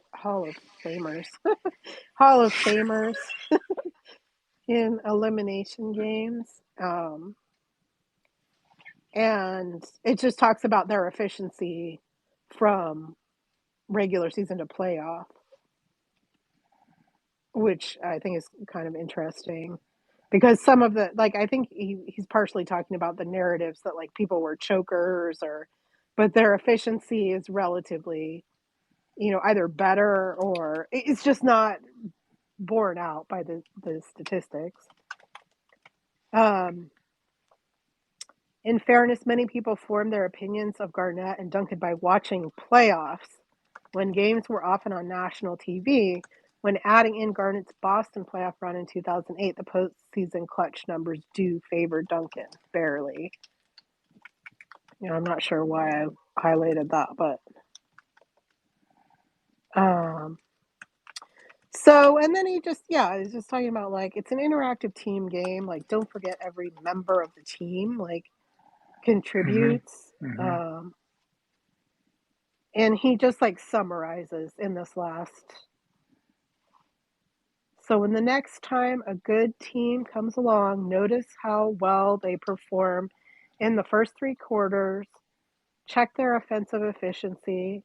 If they're good, watch how well they pass and or shoot together, which players help the team to score. If they excel defensively, note which key players disrupt the most shots or stifle power plays.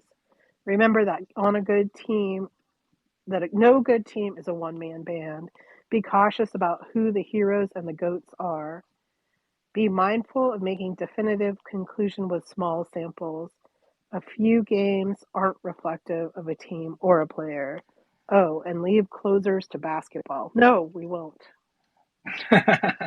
We're taking our No. closer and running. Yeah. I mean, I don't have as much to argue with regarding the closers. He's got some good points, some good math he brings up, some good statistics he looks at. But I mean, it's just the whole deal. Like the first quarters is more important than the fourth. I mean, no, sorry, I I keep getting mean, fired you up over this. can't argue that mathematically. I mean, the points are the same, Yes, obviously. Like yes, you said, like antiseptically. right, Yeah, but the situation is completely heightened by the fact that you're going to run out of time. right. Yeah, time is a And big thing. I mean, yeah, the excitement level is heightened as well. And so, and then I just added this his old rubric, new rubric of like, which I think is interesting, useful. Although it's a little blurry, so I can't read it really, but I can read it in my book if I ever need to. So it's a really good book. I mean, it changed the way that I think about the way that people talk about basketball, if that makes sense. Um, and also like a Definitely. lot of it was stuff that like I think about anyways. Um, yeah, so I don't know. I don't know what my ultimate conclusion on it is. It was super enjoyable. It was an easy read.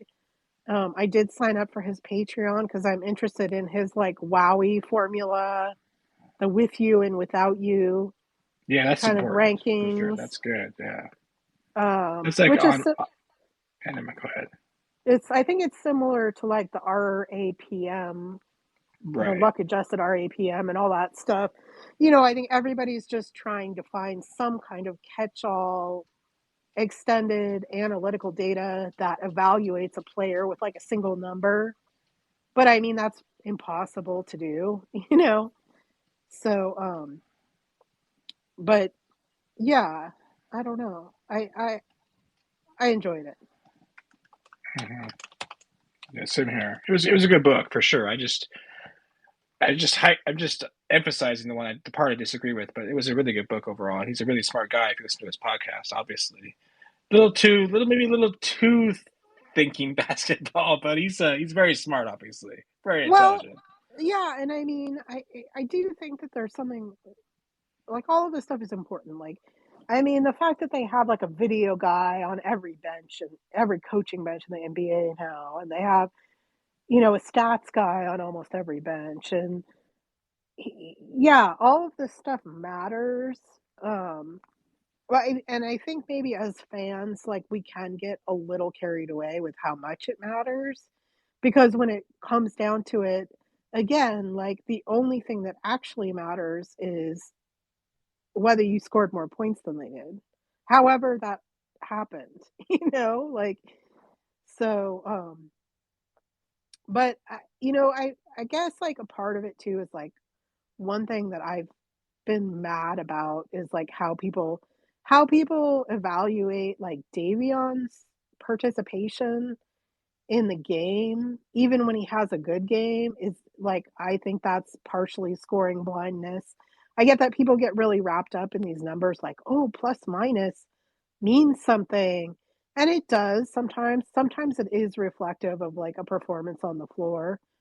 Um, but the scoring blindness thing is the main one, I guess, that, oh, Malik is our hero. He's our X factor. Like, we're actually better off if like Malik and Kevin and Harrison and Keegan are our heroes and our and Terrence. Like, being able to adjust to that idea of like feeding the hot hand, of like having variable high scorers every night. That's just harder for the other team to figure out. I mean, Yeah, so that's a great point. That's a great point right there. It's harder for them to scout and like we're gonna stop De'Aaron tonight. Like, okay, yeah, You're gonna stop Jeremy. Well, You're not gonna stop Monk. You're not gonna stop Herder tonight. You're gonna stop Barnside or Murray tonight. You so, gotta pick your poison with us. yeah, exactly. And I mean, since I think I appreciate him also making the point that defense is only so good, right? You have to allow certain things. Every team has to decide what their values are. So, are they going to allow some outside shooting? Are they going to allow? But it goes for personnel too. Like, are they going to shut down on Kevin Herter? Like, I feel like that's a bit a part of his struggle. Is everybody made such a big deal about what a great cutter he is, what a great shooter he is, how he's shooting 50+%. And then all of a sudden he became like that third scout guy on every team's um, list, right? So, funny thing, Keegan's getting tons of open shots. Malik's getting tons of open shots. You know what I mean? But if you can rotate around, you're in great shape. And again, like, I like what he talked about the pillars of like building around certain skill sets and the additiveness of good pick and roll defense, good and good shooting. It's hard to cap out on those things. So I think we always hear about like team building, like, oh, you need more defenders, you need more shooters. Like, yeah, those are the easiest thing to not cap out, to not become redundant in.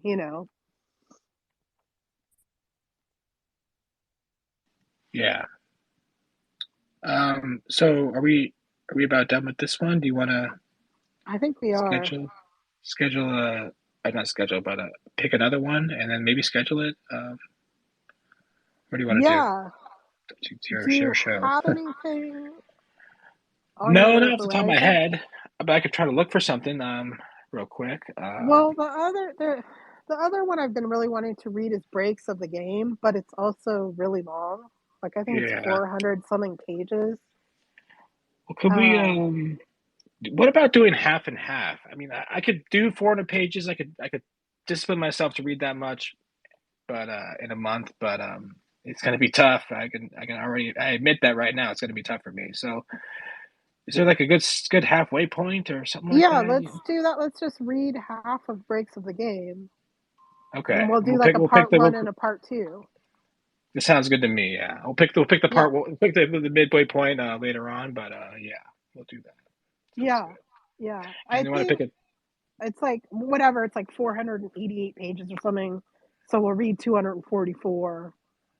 You know what I mean? Sure. Like we'll just go to the exact half The next they the want. next chapter in the next chapter maybe or at the end of Yeah, that chapter. At the end of that chapter, if there's yeah. hopefully there's small chapters, not huge chapters. All right. So what do you think about is March 26th good for you, the Sunday? I mean, there's no game that day on this Sunday, March Yeah, 26th. that sounds good. Let me put that. Yeah. Well, I wonder if I can schedule it right now. Oh, I don't think I can Okay. while I'm in the space. But yeah, I'll schedule it and like yeah, send it out, and it may just be me and you doing this, which is like we can always like flake out and reschedule and stuff like that too. Well, I'll talk to you in a little bit over. I'll talk to you some about something else, but yeah, Yeah, hopefully some more people, and we'll see. But yeah, if it's just us, that's fine with me. So yeah, yeah. Thanks for joining me on my basketball knowledge journey. yeah. Thanks for having these book clubs. I wanted to kind of do this, but I didn't want to put forth the Well, effort. So what's so cool is they all work together too. I think like yeah, other people yeah. have put like threads out of like these are the main books like to understand pace and space, and we're through them all now. We've read them all, so that's freaking Okay, awesome. yeah. So anywho, okay, cool, groovy. Talk to you later. Alrighty, bye bye.